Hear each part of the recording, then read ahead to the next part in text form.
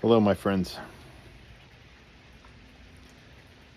Beautiful Ozark Mountains back there with rain. Nice little rainstorm. So I'm sitting outside, just enjoying the sounds of it.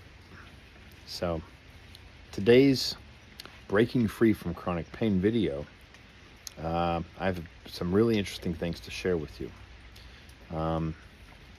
Before we get to that, let's give our brain a signal of safety, placing our attention on our heart center.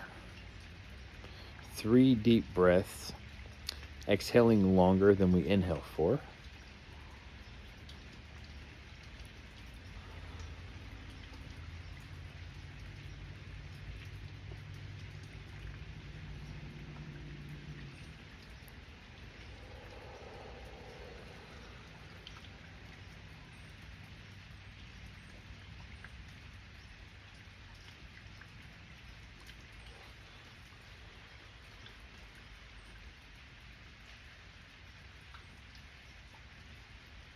And then finding a moment in our life when we felt very grateful and allow ourselves to feel these feelings of gratitude.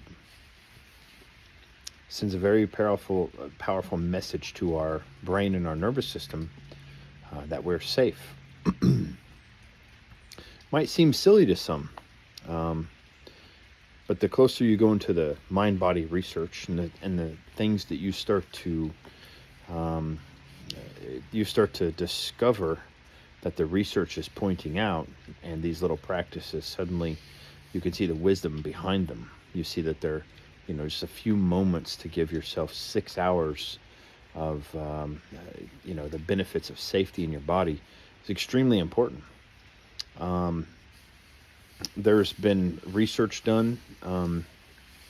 Apkar Apkarian, a brilliant neuroscientist in Feinberg University. This kind of a strange name, but this brilliant neuroscientist, I have a little trouble with this name, but it's Apkar Apkarian, right? University of Feinberg. And the work that this neuroscientist is doing is really profound in areas of functional MRI. Again, like I say, our understanding of chronic symptoms and chronic pain has changed tremendously over the last decade. And what his research in particular is doing is looking at different areas of the brain through a functional MRI, and they have been able to determine with close to a 90% accuracy of who is going to have chronic pain and who is not, simply by looking at their brains and not looking at their backs at all, not looking at their physical body at all. This is really exciting research because it's telling us that, again, the things that I'm pointing out is chronic symptoms. A lot of chronic symptoms, majority of chronic symptoms, and chronic pain are the result of communication systems within the brain and body that are malfunctioning. Think of it like an alarm system, that is still active, still going off at random times when there's no threat of a fire nearby. And these alarm systems are things you can't ignore. Same with chronic symptoms, that you can't ignore them. So what's the underlying core message of why that alarm system is malfunctioning is some kind of fear. And so if the brain is perceiving fear and it's keeping alarm systems active, which is keeping chronic symptoms active, and research is pointing out almost a 90% accuracy of being able to determine who's going to have chronic symptoms and who's not by looking at the brain alone through functional MRI and figuring out these areas that are talking to each other in the brain, areas of the brain that register meaning to things,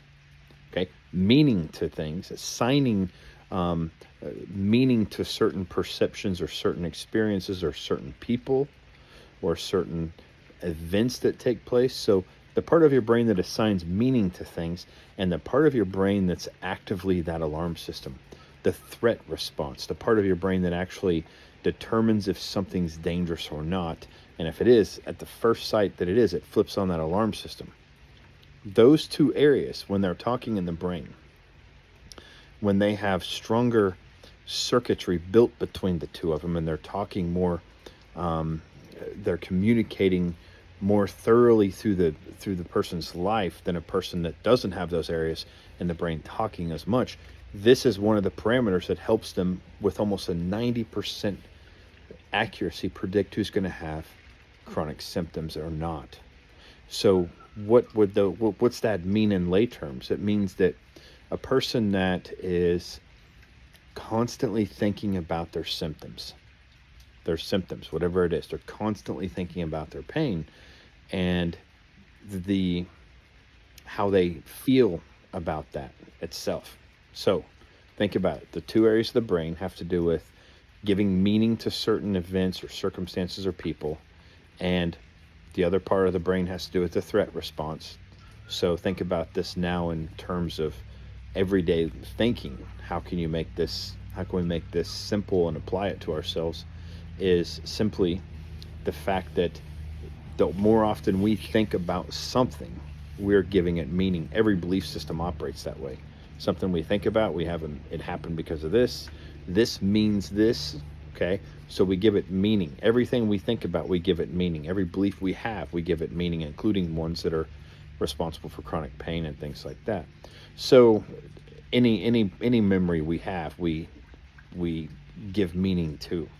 So the more often we're thinking about something that's going on with our bodies, and usually it's fearful.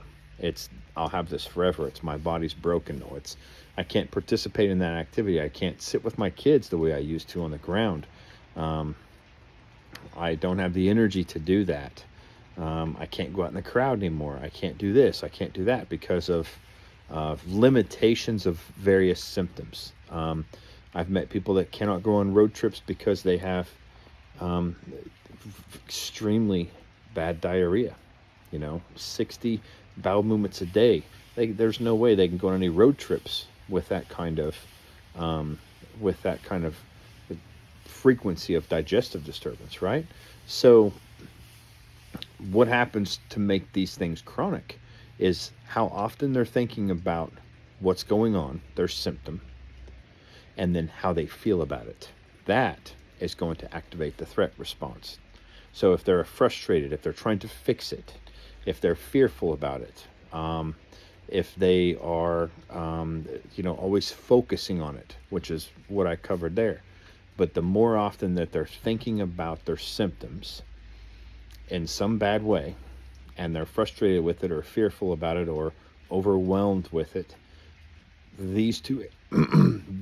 that's the two areas of the brain that become neuroplastically wired together and ingrained with much more powerful communicating brain circuits, and they get reinforced and reinforced. The more that those areas are talking, the more they're reinforced, and when those areas get very active, that is one of the criteria that determines a person that has chronic symptoms or not. And this really answers so many questions for us in the functional medicine world and in the chiropractic world and the acupuncture world, in the world of wanting to help people get better, wanting them to recover versus wanting them to be dependent on, supplements and things like that. Don't get me wrong, sometimes supplements are helpful, but oftentimes the way that they're distributed has kind of a placebo-like effect where people get better for a little while and the symptoms come back. Why is that? Because we're treating the body. Even if we're treating the gut-brain axis, and we're treating the gut, and we're, treating muscles or tendons, or we're feeding the brain, or we're doing detoxes or any of that. Really, if a person is doing the best detox there is with supplements, and those two areas of the brain, the threat response and the area that gives assigned meaning to certain events, are active and constantly building circuitry together, stronger and stronger and stronger through neuroplasticity, they're not going to have the kind of recovery that is necessary until they give their brain active signals of safety and turn that threat response down. Because when the brain feels like there's perceived danger, it's detecting something that it senses as dangerous to it. Now it's just what it perceives. It may not be life-threatening, but it perceives it as life-threatening. Whenever that happens, it's going to give a response the only way it can through sensations. And those sensations, again, can get more impactful when they're ignored, when they're band-aids, when you put band-aids over them, it's like you ignore the check engine light in the vehicle. When you do that, those signals from the brain to get your attention that something is wrong get stronger and stronger and stronger, and that's where the chronic symptoms start to become an everyday part of a person's life. So, in short, what I can tell you is the research points out that they can predict who is going to have chronic pain, chronic symptoms, chronic, elements in their body with almost a 90% accuracy by looking at the brain alone, not the physical body, not their backs, not their stomachs, none of that other stuff, but their brains.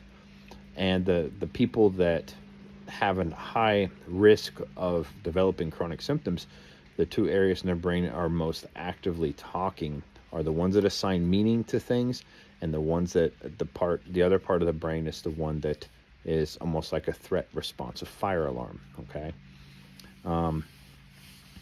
So what's this mean in our life? How do we translate this? The more that we're thinking about our symptoms, and the more that we're thinking about them in a frustrating way, and then you can start to see the pieces come together of why things can stick, why symptoms can stick around for a long time, long after the body's healed, even if there's no tissue damage, even if there's no actual, we say things like degenerative disc disease and sciatica or misalignments here and there. And it's really quite interesting that the literature doesn't really add up to physical pain being related to a structural and anomaly or something that's abnormal, because most of us have abnormalities. People have right short legs, people have arthritis in their spine and degenerative disc disease and herniated discs with no pain at all. So what's the most important thing to realize now, the big picture is starting to point out that who suffers and who doesn't has to be something going on with the brain. Therefore, the more things we can do to give our brain the signal of safety, thinking about our symptoms all day long and thinking about them in a threatening, angry, frustrating, hopeless way is not helpful. The people that recover interrupt those cycles, and I'm going to start going into that. I'm going to start sharing with you in these daily videos how to do that, how to break the cycle, how to start retraining those areas of your brain and rebuild circuitry in different ways so it establishes safety versus keeping this threat alarm system constantly active. Okay. But that's the message, the people that think about their symptoms the most, and they think about it with a frustrating, through the lens of frustration, anger, hopelessness, fear, whatever else you may put with it, are the ones that predictably, through science now, predictably are the ones that are going to suffer, the ones that are going to have the chronic symptoms the longest. And this is exciting because we can change it. This is exciting because the brain is moldable.